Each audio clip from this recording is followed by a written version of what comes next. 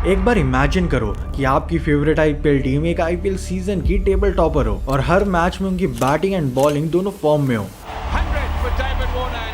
और फिर वही टीम आईपीएल के क्वालीफायर 1 एंड क्वालीफायर 2 को हार कर आईपीएल के बाहर हो जाए तो आपको कैसा लगेगा। ऐसा ही कुछ हुआ था आईपीएल की one of the weakest team कहे जाने वाली दिल्ली डेयरडेविल्स के साथ, जहां पे 2012 के सीजन में टेबल को टॉप करने के बाद वो सीजन के प्लेऑफ्स में लगातार 2 मैच खेलकर बाहर हो गए। और ये सब उनके बेकार परफॉर्मेंस की वजह से नहीं, बल्कि ऐसे डिसीजंस लेकर जिसने पूरी टीम के हार्ड वर्क को मिट्टी में डुबा के रख दिया। जिस टीम के पास उस सीजन का पर्पल कैप होल्डर था, आखिर क्यों उसी प्लेयर को दिल्ली डेयरडेविल्स ने मस्ट विन मैच में बाहर बिठा दिया। यही सारे सवाल उस दिन फैंस के माइंड में चल रहे थे, लेकिन इसका जवाब किसी को नहीं मिल पाया।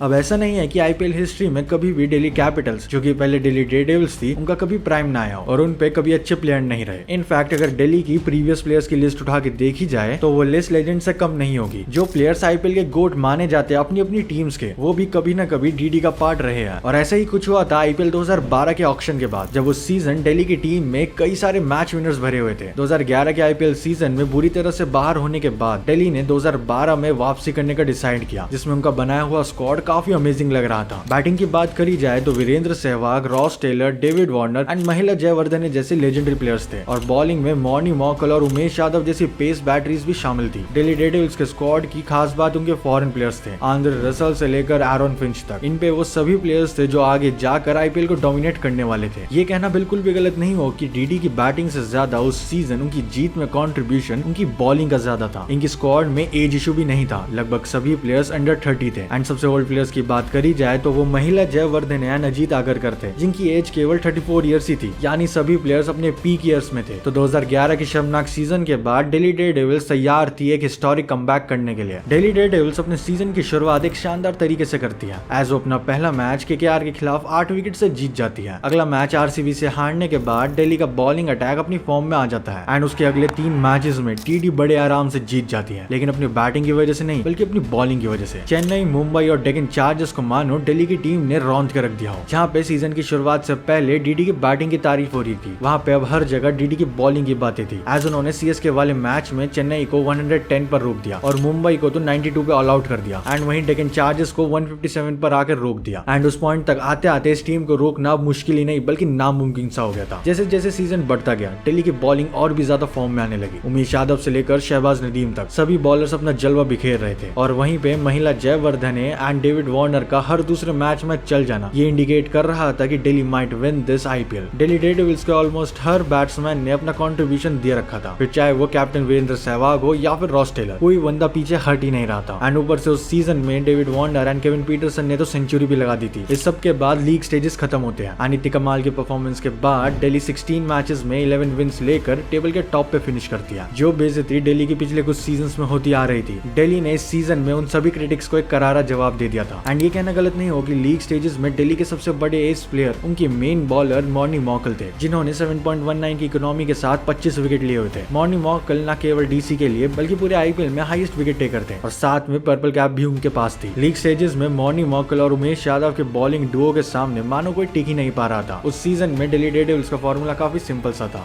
पहले लो स्कोर कंसीड कर देना और फिर आसानी से उस टारगेट को चेस कर देना, मानो एक रूटीन सा बन गया हो दिल्ली डेयरडेविल्स के लिए। अब बस देर थी तो प्लेऑफ्स की, जिसमें दिल्ली को फाइनल में पहुंचने के लिए एक नहीं बल्कि 2 मौके मिलने वाले थे। एंड लीग स्टेज में ऐसी परफॉर्मेंस को देखने के बाद दिल्ली फैंस अब डायरेक्टली दिल्ली की टीम को आईपीएल के फाइनल में देख रहे थे। पहला क्वालीफायर मैच दिल्ली का केकेआर के खिलाफ था, जो कि पुणे के मैदान पर था। उस आईपीएल में जितने भी मैचेस पुणे के मैदान पर हुए थे वो सभी हाई स्कोरिंग रहे थे, मगर उस मैच को लेकर क्रिकेट एक्सपर्ट्स का ये मानना था कि पुणे की पिच स्लो टर्नर है और मैच लो स्कोरिंग रहेगा। इसी पॉइंट से लेकर दिल्ली डेयरडेविल्स बेकार डिसीजन का भंडार लाकर खड़ा कर देती है, जिसे आज सभी फैंस एंड स्पेशली डीडी के फैंस और खुद कैप्टन वीरेंद्र सहवाग रिग्रेट करते हैं। इन ब्लंडर्स का सिलसिला क्वालीफायर 1 से ही देखने को मिलता है, जहाँ पे एक प्रॉपर स्पिन फ्रेंडली ट्रैक पर डीडी की टीम फुल पेस अटैक लेके जाने का डिसाइड करती है। That means no spinners and just pacers. ये प्लान सुनने में तो काफी अटपटा लग रहा था, मगर अगर डीडी के पीओवी से सोचा जाए तो उनके मेन बॉलर्स पेसर्स ही रहे थे, जिन्होंने दिल्ली को कई सारे मैचेस भी जितवा के दिए थे। लेकिन सारे पेसर्स लेके तो वो पूरे सीजन में नहीं खेले थे, फिर इस मैच में क्यों? और ऊपर से वो पिच तो स्पिन फ्रेंडली थी, फिर भी उन्होंने स्पिनर के ऑप्शन के लिए ट्राई तक नहीं किया। तो बस होना क्या था, डीडी फुल पेस अटैक के साथ मैच खेलने के लिए उतर गई और मैच का वो रिजल्ट काफी शॉकिंग था, एज दिल्ली वो मैच 18 रन से हार गई और फाइनल जाने के लिए 2 में से एक मौका भी गवा चुकी थी। उस मैच में टॉस जीतकर दिल्ली ने बॉलिंग करने का डिसाइड किया और डेथ ओवर्स से पहले Delhi despite all the odds काफी सही बॉलिंग कर रही थी, लेकिन एंड के 3 ओवर्स में गेम पूरी तरीके से पलट गया जब यूसुफ पठान 40 रन मार देते हैं, वो भी बस 21 बॉल्स में, एंड केकेआर 167 रन का टारगेट खड़ा कर देती है। अब उस ग्राउंड पे ये टारगेट चेस करना उतना आसान नहीं था और क्रिकेट एक्सपर्ट्स के हिसाब से दिल्ली वो मैच वहीं हार चुकी थी। सेकंड इनिंग में दिल्ली बैटिंग करने आती है और केकेआर के स्पिनर्स के हाथों मैच गवा देती है, जहां पे डीडी ने बस एक पार्ट टाइम स्पिनर को गेंदबाजी करवाई थी। वहां पे केकेआर 4 प्रॉपर स्पिनर से बॉलिंग करवा रही थी। केकेआर के स्पिनर 6 से 8 की इकोनॉमी के बीच टोटल 5 विकेट ले चुके थे और दिल्ली वो 163 का टारगेट इतनी अच्छी बैटिंग लाइनअप होने के बावजूद 18 रन से हार चुकी थी। दिल्ली के फैंस इस हार से काफी डिसअपॉइंटेड थे। ऐसा नहीं था कि डीडी के पास स्पिनर्स की कमी थी, बस एक गलत डिसीजन और अब डीडी फाइनल खेलना तो छोड़ो, आईपीएल से ऑलमोस्ट बाहर होने वाली थी। लेकिन डीडी के पास एक आखिरी चांस था, वो भी क्वालिफाइड 2 में, जहां पे उनका मुकाबला defending champions Chennai super Kings के खिलाफ था, जो कि पिछले 2 सीजन से चैंपियंस बने आ रहे थे। और अब स्टार्ट होता है गलत डिसीजन का दूसरा फेज। एक मस्ट विन गेम में कोई टीम कितने खराब डिसीजंस ले सकती है, वो हमें एंड डीडी फैंस को साफ साफ दिखने वाला था। एक्चुअली पूरे सीजन में दिल्ली डेयरडेविल्स की बॉलिंग उमेश यादव और मॉर्नी मॉकल पे हेवीली डिपेंडेंट थी, फिर चाहे ट्रैक कैसा भी हो। इस डुओ ने टीम के लिए हर बार विकेट्स निकाले। इनके साथ अगर शहबाज नदीम को ऐड कर ले तो मेजॉरिटी विकेट्स इन 3 प्लेयर्स ने ही निकाले थे। लेकिन क्या हो अगर मैं आपको बताऊं, दिल्ली इन 3 मेन बॉलर्स में से केवल 2 ही खिलाड़ी को खिलाने वाली थी, आपको कैसा लगेगा? इस सब की शुरुआत हो गई थी क्वालिफाई 1 से, जब दिल्ली के ऑलराउंडर इरफान पठान को इंजरी के चलते अगला मैच मिस करना पड़ा। ये दिल्ली की टीम के लिए एक अच्छा साइन नहीं था, एज इरफान पठान टीम में बैलेंस प्रोवाइड कर रहे थे। तो अब इरफान पठान का रिप्लेसमेंट टीम को जल्द से जल्द चाहिए था and team management and captain decide करते हैं कि आंद्रे रसल, जो कि खुद एक ऑलराउंडर थे, उन्हें उनकी जगह दी जाए। अब ये डिसीजन सुनने में तो काफी सही लगता है, लेकिन इसमें एक दिक्कत थी। आंद्रे रसल एक ओवरसीज प्लेयर थे और आईपीएल में एक रूल है जिसमें आप अपनी टीम में बस 4 ओवरसीज प्लेयर्स इंक्लूड कर सकते हो, जिसमें से इस टीम के 4 ओवरसीज प्लेयर्स काफी अच्छा परफॉर्म कर रहे थे। David Warner, Ross Taylor, Mahela Jayawardene and purple cap holder Morne Morkel. अब रसल को चूज करने का डिसीजन खराब नहीं था, लेकिन बड़ी दिक्कत थी कि उन्हें किसकी जगह खिलाया जाए। अब कोई नॉर्मल सी टीम ज्यादा दिमाग ना लगाकर आंद्रे रसल को रॉस टेलर से रिप्लेस कर देती, क्योंकि as compared to the other 3 players उनका कंट्रीब्यूशन सबसे कम था टीम के लिए। एंड इनफैक्ट बाकी प्लेयर्स तो कुछ मैचेस टीम को अकेले जितवा भी चुके थे, लेकिन नहीं, ये हमारी दिल्ली की टीम थी, वो टीम जो भी और ब्लंडर्स आगे करने वाली थी। एंड इसी मूवमेंट पे दिल्ली ने कुछ एक्स्ट्रा ऑर्डिनरी करने का डिसाइड किया और हमारे पर्पल कैप होल्डर मॉर्नी मॉकल, जिसने सिंगल हैंडेडली 1 नहीं 2 नहीं बल्कि पूरे 6 मैचेस जितवा दिए थे, उन्हें बिना किसी रीजन के रसल से रिप्लेस कर दिया और टीम के बाहर बिठा दिया। कितना अजीब लगता है ना जब आपने अपनी टीम को टॉप पर पहुंचाया और एक मस्ट विन मैच में आपको एक ऑलराउंडर के लिए बाहर बैठना पड़े। और ये ब्लंडर्स की लिस्ट यहाँ पर नहीं रुकती है। जब दिल्ली की टीम मैच हारना ऑलमोस्ट डिसाइड कर चुकी थी, तब उन्होंने अपनी जीत और अच्छे से कंफर्म करने का सोचा और अपने उस सीजन के बेस्ट स्पिनर शहबाज नदीम को बाहर बिठा दिया और उनकी जगह एक डेब्यूटेंट सनी गुप्ता को टीम में लाया गया। सनी गुप्ता, जिसका नाम आप शायद पहली बार ही सुन रहे हो, उस प्लेयर को उन्होंने एक मस्ट विन मैच में डेब्यू कराने का सोचा और वो भी अपने ए स्पिनर के ऊपर। पता नहीं क्या चल रहा था दिल्ली के प्लेयर्स एंड मैनेजमेंट के मन में उस टाइम पर कि उन्होंने इस टाइप के डिसीजन लिए। लाइक उनके पास बस एक मौका था फाइनल में जाने का एंड उसमें भी उन्होंने इतने सारे रिस्क ले लिया फॉर नो रीजन। एंड फिर इतने सारे ब्लंडर्स के साथ दिल्ली डेयरडेविल्स आ पहुंचती है क्वालिफाइड 2 खेलने और सामने थी डिफेंडिंग चैंपियन सीएसके, जो टॉस जीत के बैटिंग करने का डिसाइड करती है। अब हम एक बार को सनी गुप्ता का इंक्लूजन एक्सेप्ट कर सकते हैं, ये सोच के कि शायद ये दिल्ली डेयरडेविल्स का एक मास्टर मूव बन जाए। लेकिन जो मैच के पहले ओवर में हुआ वो हर डीडी फैन और उनके प्लेयर के लिए एक नाइटमेयर से कम नहीं होगा। आईपीएल क्वालिफाइड 2 के पहले ही ओवर में सहवाग ने सनी गुप्ता को बॉल पकड़ा दिया। जिस बंदे ने पूरे सीजन में एक भी बॉल नहीं डाली थी, वो बंदा आकर क्वालिफाइड 2 की पहली बॉल डाल रहा था एंड जो होना था वही हुआ। सनी गुप्ता ने पहला ओवर डाला और उस ओवर में मुरली विजय ने 22 रन ठोक दिए। लाइक इतने सारे उल्टे डिसीजन लेने के बाद कसर नहीं बची थी कि उन्होंने पहला ही ओवर एक डेब्यूटेंट से करवा दिया, वो भी एक स्पिनर से। ये जो भी सब कुछ हो रहा था वो किसी को समझ नहीं आ रहा था। और जहाँ पे पूरे सीजन में टीम ने बस एक बार 200 प्लस का टोटल कंसीड करा, अब वही टीम एक मस्ट विन मैच में 222 रन कंसीड कर चुकी थी। बॉलिंग तो पूरी तरह से खराब हो चुकी थी और अब बस final nail in the coffin की बारी थी, जिसे खुद वीरेंद्र सहवाग ने पूरा किया। इतने बड़े टोटल बनवाने के बाद जो 1% उम्मीद बची हुई थी वो अब केवल दिल्ली की बैटिंग पर थी। फाइनल और सीजन से एग्जिट करने के रास्ते में बस दिल्ली की बैटिंग खड़ी हुई थी एंड उस मोमेंट पर भी दिल्ली की टीम ने एक और ब्लंडर करने का सोचा। कैप्टन वीरेंद्र सहवाग, जिनका पूरा cricketing career as an opener बीता है, वो उस पर्टिकुलर मैच में ओपनिंग करने नहीं जाते हैं और उसकी जगह वे आते हैं 1 डाउन यानी कि 3rd नंबर पर और बस 6 बॉल में 1 रन बनाकर पवेलियन लौट जाते हैं। मानो ब्लंडर्स होना रुक ही नहीं रहा था एंड ऐसा लग रहा था कि दिल्ली सोच कर आई थी कि उन्हें बार बार ब्लंडर्स करने ही करने हैं। इसके बाद डीडी की टीम बस 136 रन ही बना पाई और दिल्ली डेयरडेविल्स ने अपना कैंपेन एक खराब नोट के साथ खत्म किया। जिस टीम ने लीग स्टेजेस पे पे टॉप किया था, वही टीम अब क्वालिफायर में 2 मौके मिलने के बाद बाहर हो चुकी थी, और वो भी बस अपने कुछ अजीब डिसीजन लेने की वजह से। ऐसा लग रहा था कि मानो लीग स्टेजेस वाली कोई और टीम थी और प्लेऑफ्स वाली कोई और सी, जहाँ पे पूरी टीम एंड मैनेजमेंट क्रिकेट खेलना भूल ही गए हो। एंड वो तब का वक्त था और एक आज का है कि जब लोग 2012 के सीजन की बातें करते हैं, लोग बस KKR एंड CSK की फाइनल की बातें करते हैं। दिल्ली डेयरडेविल्स की उस टीम की कोई बात ही नहीं करता है, क्योंकि परफॉर्मेंस लीग स्टेजेस में कितनी खतरनाक थी। वो लॉस उन्हें इतना भारी पड़ा कि दिल्ली डेयरडेविल्स ने जब तक उनका नाम नहीं चेंज किया, तब तक वो एक भी बार प्लेऑफ्स के लिए क्वालिफाई नहीं कर पाई। मानो उनका 2012 के बाद से डाउनफॉल ही शुरू हो गया था। ये incident till date one of the biggest blunder माना जाता है IPL में। लाइक सीरियसली, जिस टीम के सबसे ज्यादा चांसेस थे कप जीतने के, उसी टीम ने सबसे इंपॉर्टेंट पॉइंट पर आगे ब्लंडर कर दिया, और वो भी एक मैच में नहीं, लगातार 2 मैचेस में। अगर युवराज सिंह के बारे में वीडियो देखना है तो इस वीडियो पर क्लिक करो। अगर इंडिया के सबसे बड़े मैच फिक्सिंग स्कैंडल के बारे में जानना है तो इस वीडियो पर क्लिक करो। Thanks for watching.